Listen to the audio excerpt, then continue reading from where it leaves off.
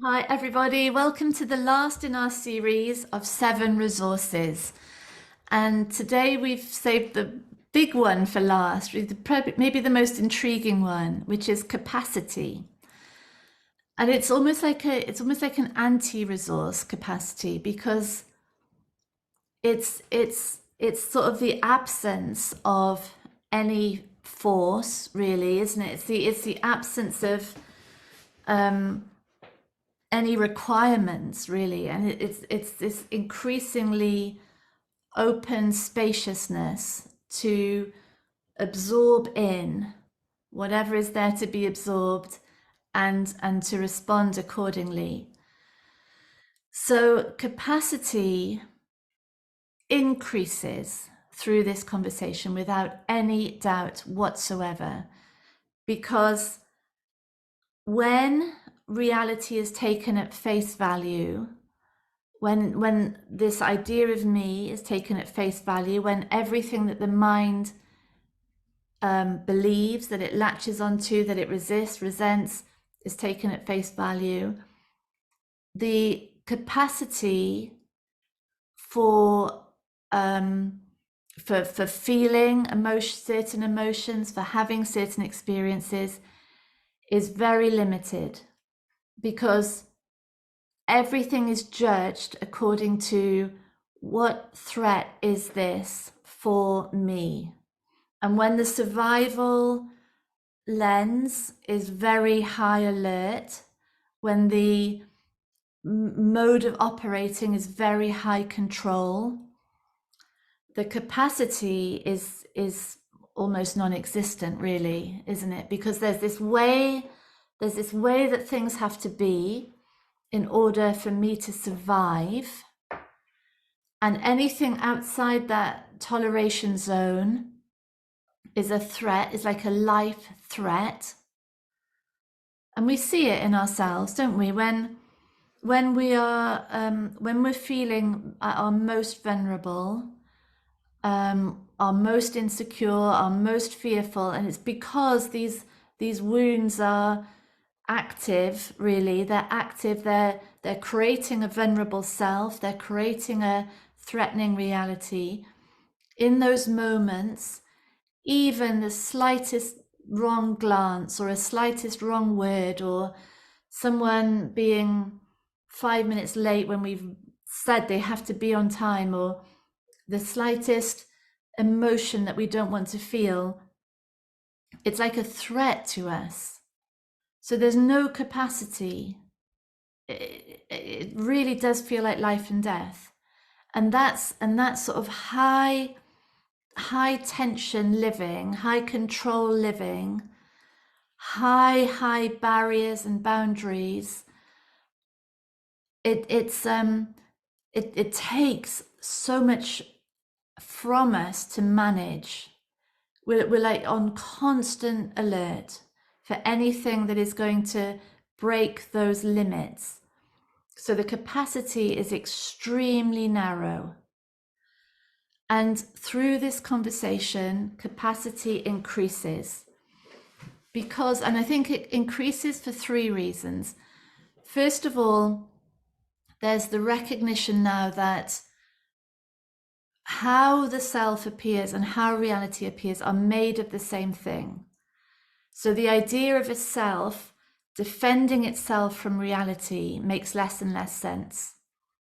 And instead, it becomes obvious that the way reality is appearing is a gift back into the system to make more transparent this program of wounds and trauma, separation that is running the show, so that that can be healed, so that it can be integrated more in the system, so what's not true can fall away. So there's this, so I mean, it's enormous. It's an enormous pivot, really, that instead of the operation being protective, it becomes, Byron Katie, I look forward to it.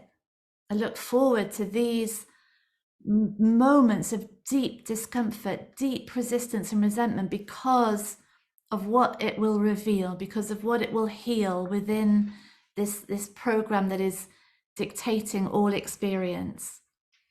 So that's the first thing, and already in that, capacity is increasing enormously, because there's an opening towards it all, an opening towards all emotion now, towards all rejection or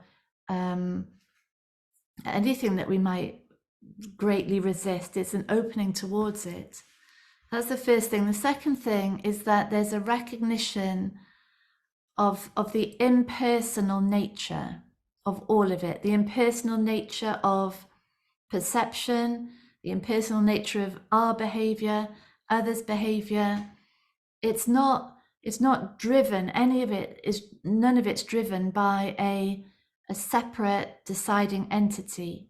It's all a program. It's all being run by a program.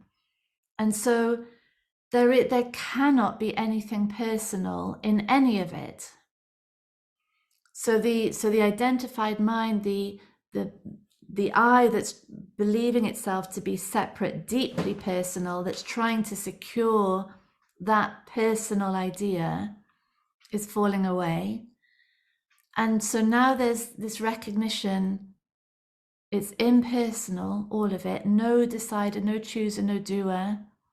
It's just what's happening. And so that's the sort of opening space now. None of that tight defense. It's just what's happening, which is an immediate opening of capacity. And then the third thing, which is necessary as a counterbalance, I think, to that impersonal nature, is that everything now is information. It's not information about the self. It's not information about this doer that doesn't exist.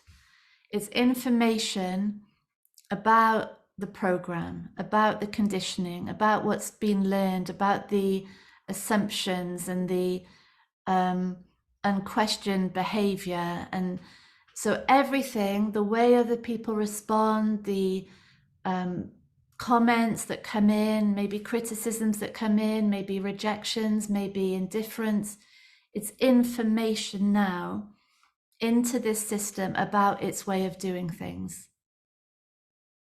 And so everything really has the possibility of upgrading the program.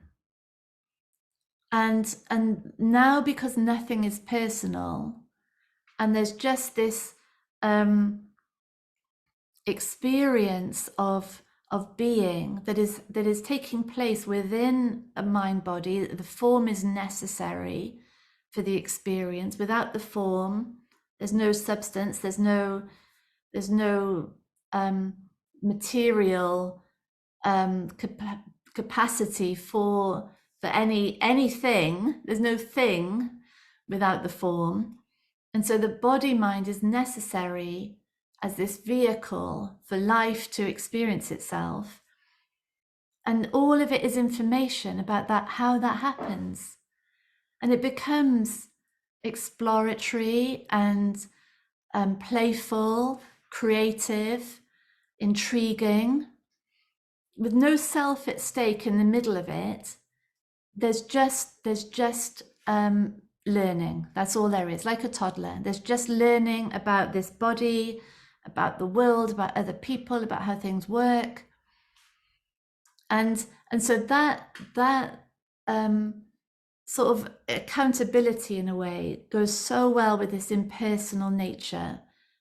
They're both part of this, and they both function to greatly expand the capacity for experience, for emotion, for learning, for information, for intimacy, for reality, for challenge, for confrontation, for discomfort. All of it is available through, and it comes from the shift from life being about survival and protection of this idea of me to the dissolution of that, and the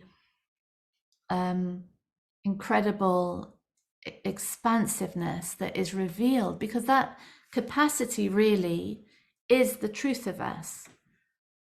That's all we are, in a way. You know, before the form, all there is presence, consciousness, potential, life, and that's absolute capacity, isn't it? And then in comes the form to experience a life of limits that are tried and tested through existence, through the day-to-day. Yeah. So there we go. Capacity, the final resource, and really the truth of what we are, and really what is revealed as what's not true falls away. And so that marks the end of our 7-day series on resources. I hope you've enjoyed it. I've loved doing it. It's really cool, isn't it, to see really what's true with what we are, and what's really going on. All this mystery of existence starting to get as clear as it's possible for the mind to understand it, I think. Yeah, and for the mind to be understood in that. Yeah, so thank you, everybody. Thanks for being here. Lots of love.